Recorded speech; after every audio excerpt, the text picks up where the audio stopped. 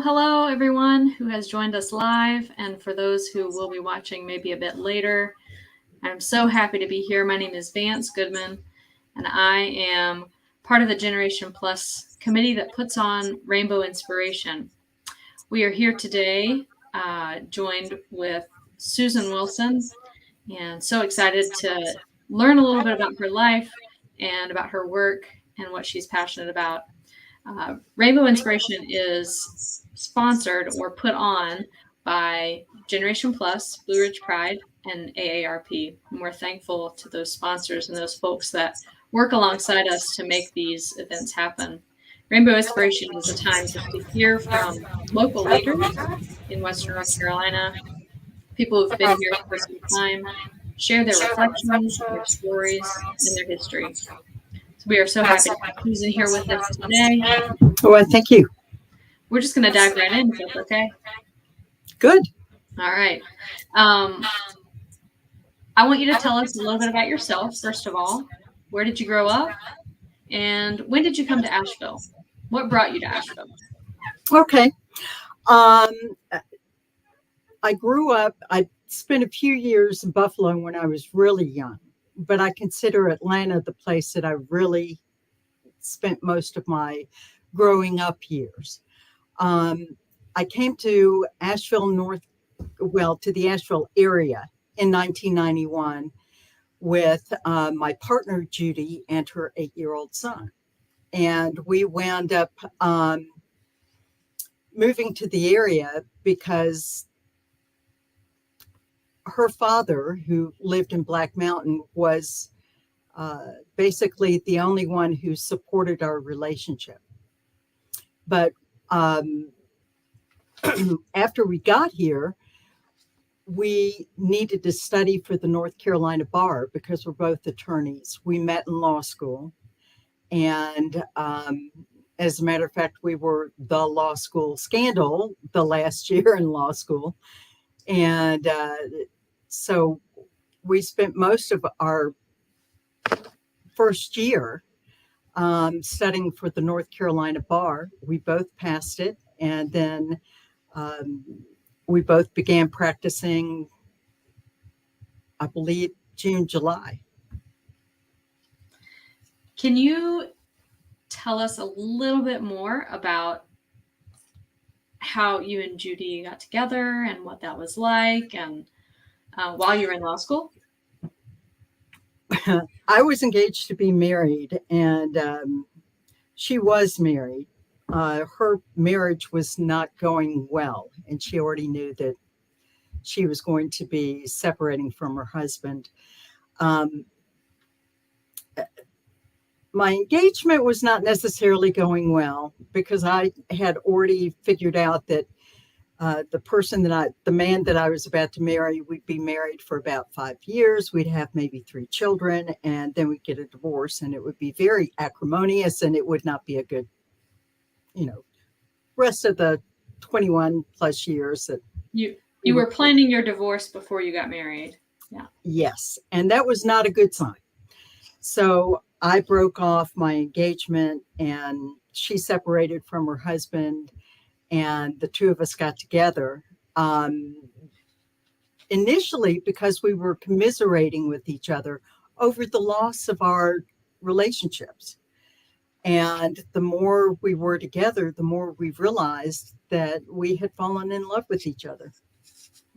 And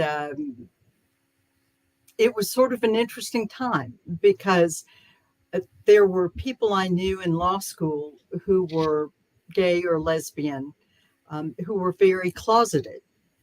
And I'd never been in a closet, which was part of why we wound up being a scandal, because I did not know how to not be excited about the relationship that we were building. And when we moved to Asheville, Black Mountain, again, having never been in a closet, we didn't go back into a closet. We didn't necessarily begin every conversation with, oh, by the way, we're lesbian. But I worked at the child support office as their attorney for about 10 years. And within probably the first year, one of my coworkers came in and sat down and said, "Do you consider yourself married to Judy?" Even though we could not legally get married at the time. And I said, "Yes, I do." And she said, "Well, I just wondered because you always talk about her and her son as your family, the way that she talked about her husband and children." And it was like, well, yeah, that's kind of what we are. Yeah. That's a really refreshing and touching story. Thank you for sharing that. I want to ask a more sort of global question. I mean, there's a personal touch to it also, but just in community as well. What does it mean to be part of the GOBTQ plus community here in Western North Carolina? What does it mean to you? Well, there's actually a history that goes back, at least back when we first moved here. One of the reasons why or how we got really involved was through an organization called Closer, Community Liaison Organization for Support, Education, and Reform, that is no longer in existence. But it was a wonderful organization. And an older couple, Joan and Dan Marshall, were sort of like the parents of everybody in the group, regardless of age, because many of us, like me at the time, had marginal relationships with their parents because of coming out. And so Joan happened to be a deacon at All Souls, at that time, All Souls Church, which later became a cathedral. And so she would invite people to come to church, and then she would have a gay or lesbian couple who also happened to be attending. She would discreetly introduce everybody afterwards so that we would become acquainted with each other and be able to build a community and a support group and get to know each other. Closer went the way of a lot of things because it seemed like we were making such strides. We didn't need to have a support group. We didn't need to have lesbian bars or gay bars in order to have community, because we finally got the right to marry and all of these other things. And then we wound up where we are today, where everything is poised to be taken away. And which is an upsetting situation. Mm-hmm. And one of the things that we aimed for in the early days when we moved here was to be visible. We needed to be visible. I needed to stand up in a Democratic precinct meeting and say, "You talk about those people," meaning gay and lesbian people, "and I want you to know you know one at least, and that's me. If you have questions, ask me. You talk about some sort of gay agenda. Our gay agenda is to raise our son, get our grocery shopping done, be able to pay our rent, all of the things that every other parent does. All the really boring things that humans do." Exactly. We wanted to be good soccer moms because our son played soccer from age 4, and now he's almost 40, and he's still finding his soccer teams. So occasionally when we go down to visit, we get to watch him play soccer again. Mm-hmm. Yeah. Yeah. Thank you. I love that. How do you experience now, being an older person, being part of the GOBTQ plus community? How do you see that? And how is it different than it was then? It's different because my energy level is a lot less than it used to be. So things that take place uh, later in the evening are not things that I'm going to be able to attend, or at least not and stay awake. But I think in some respects, it's harder sometimes to find community. I am a past president from the Asheville Gay Men's Chorus board, and they are a wonderful group and one that I highly recommend people go to see.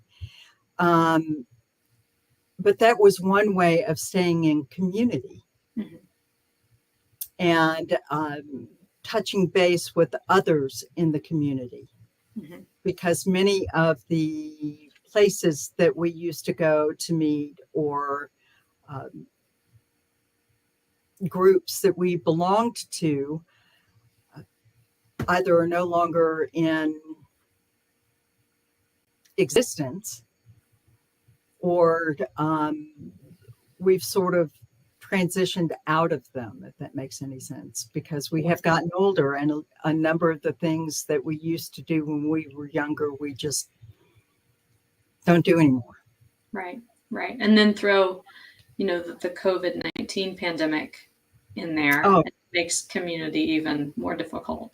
Right. And it also makes visibility more difficult. And as I said earlier, we need to be visible. People need to see us. They need to know that we exist. And they need to know us in all of our various permutations, because we're just as varied as heterosexuals. And they need to understand we're just people like they are. All we want to do is be able to spend time and love the people that we do. Yeah, there's some energy and anticipation around Blue Ridge Pride this year, having come out of COVID and, being visible again. That's exciting. Looking forward to that. So apart from that challenge, what are highlights that you see and challenges for GLBTQ folks, specifically older folks, but GLBTQ folks at large? Well, one thing I want to say, one of the opportunities is the Asheville Gay Men's Chorus. They put on wonderful performances, and they have one coming up that is going to be madrigals, and it is going to be done in the same theater as the Montfort Park Players. So that should be fun. Yeah, for sure. I know that Women's Song, which is open to all women, many of the lesbian couples that I knew when we moved here were also part of Women's Song. As a matter of fact, a couple of therapists that I knew considered Women's Song to be their therapy because singing really, really was just wonderful. And there's still O. Henry's, Blue Ridge Pride. And now that we are out of COVID, I would love to see more events, not necessarily evening events. I know that Butch puts on teas every now and then. And so I think those are ways of staying connected and being involved. As far as being older, as I said earlier, it's sometimes more difficult to make things that are planned later in the evening or require a lot of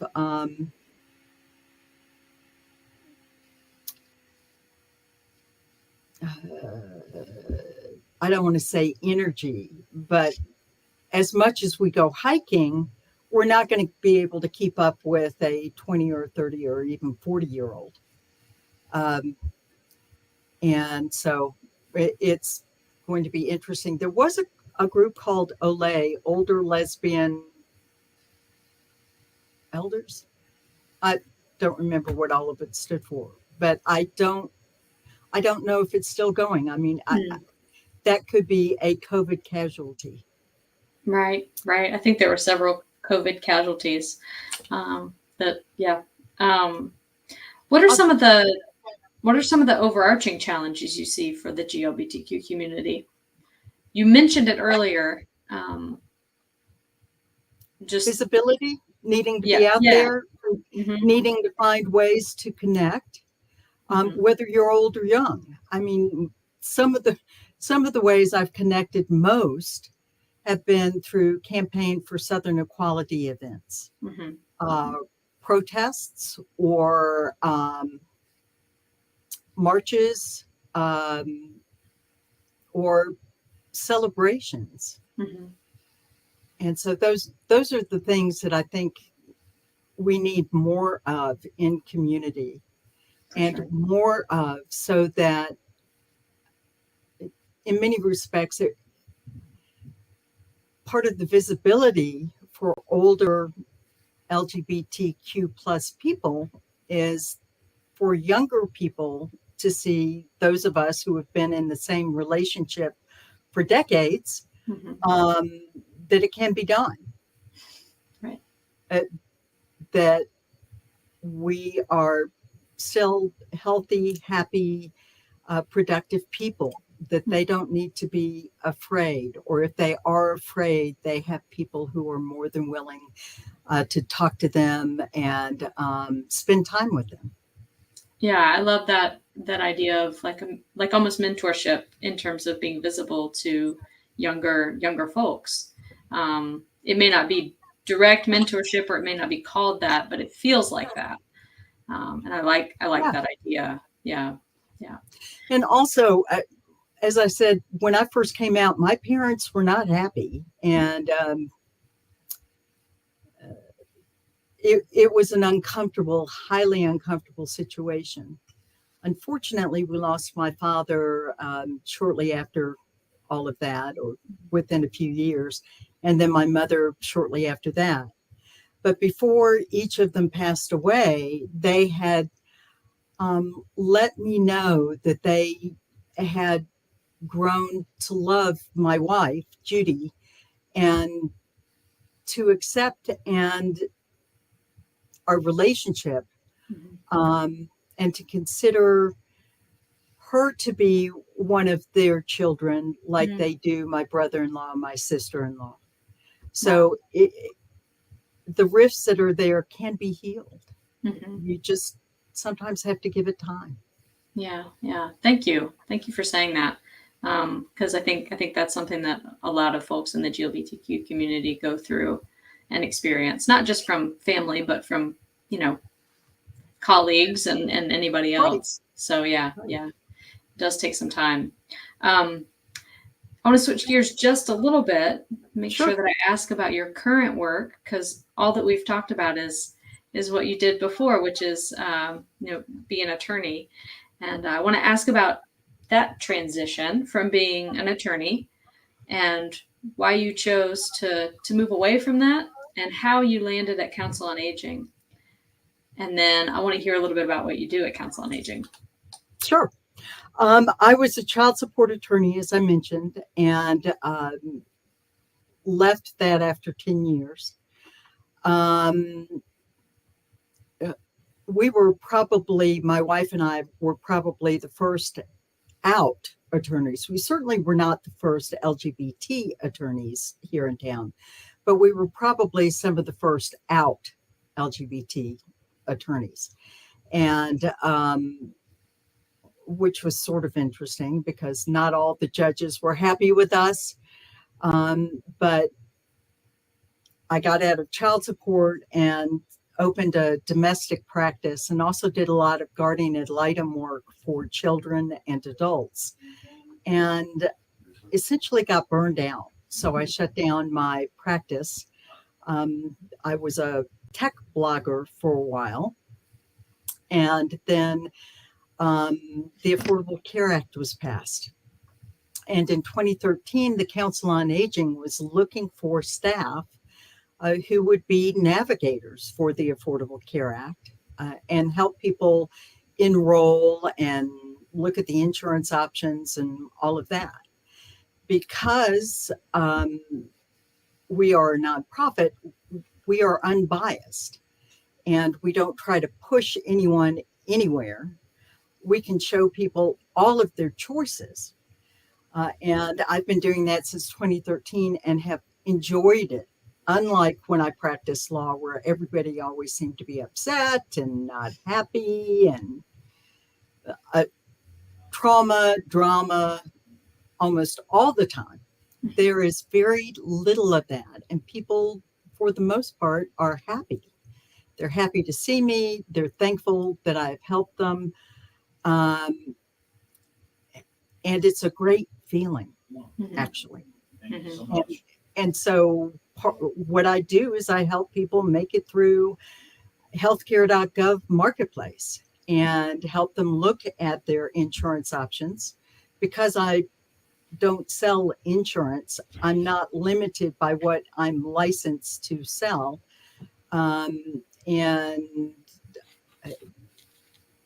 even if they decide it's not what they want, that's okay too. I don't make commissions. I get paid through a grant. And so I just want people to look and make their own decisions and find what fits their healthcare needs. Can you say a little bit, especially for folks who may not know what the Affordable Care Act is, what does that mean for people? I mean, essentially. Well, there are a couple of things that are really, really important about the Affordable Care Act.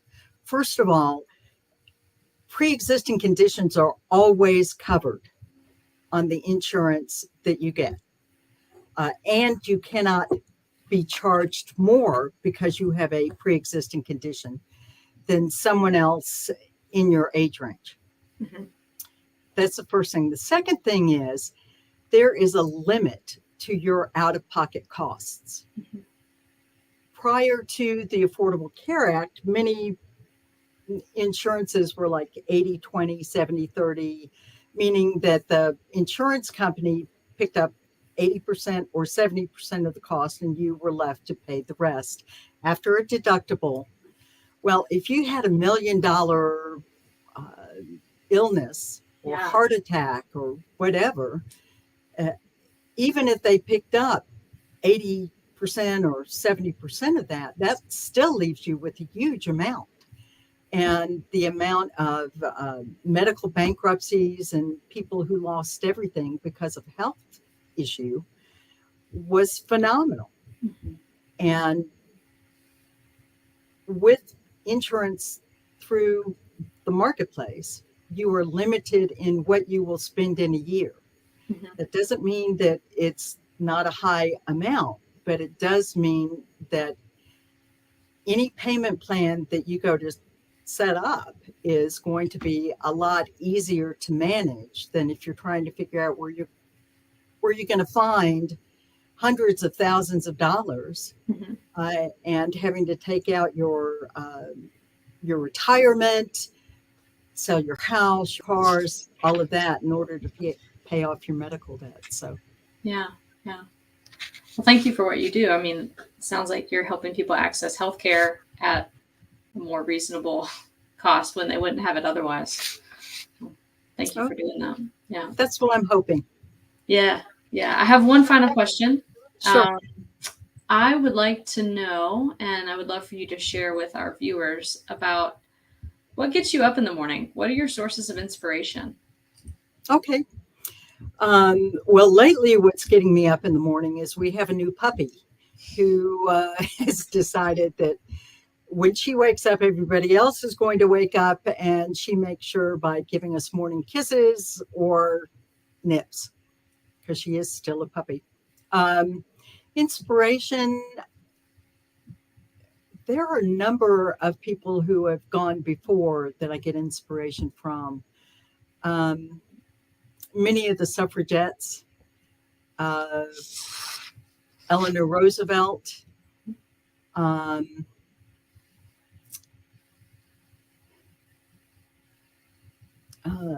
mother, who I think even though she was a housewife, one of the things that my mother did was she volunteered for a number of different organizations to make sure that there were funds available to help people with various different illnesses or to help fund education. My father was a source of inspiration because he was one of the first professors at Morehouse Medical School in Atlanta. And he showed a lot of courage when Martin Luther King Jr. was killed in Atlanta. My father had free clinics for people with arthritis at Grady, which is the hospital, indigency hospital, as they say. And he still went in every day. And we had neighbors who were fleeing the neighborhood because we did live pretty much in town. And he said, my patients want to see me and they need me. And I am not going to let them down. So awesome. Thank you for sharing those things. And Susan, I'm just so happy to have this conversation with you. And I'm excited that other people get to hear it and be inspired by you and your story. So thank you for coming to be with us today and to share. Well, thank you. And thank you for having me on. And this has been a wonderful experience. Yeah, great. Thanks so much. Everybody take good care.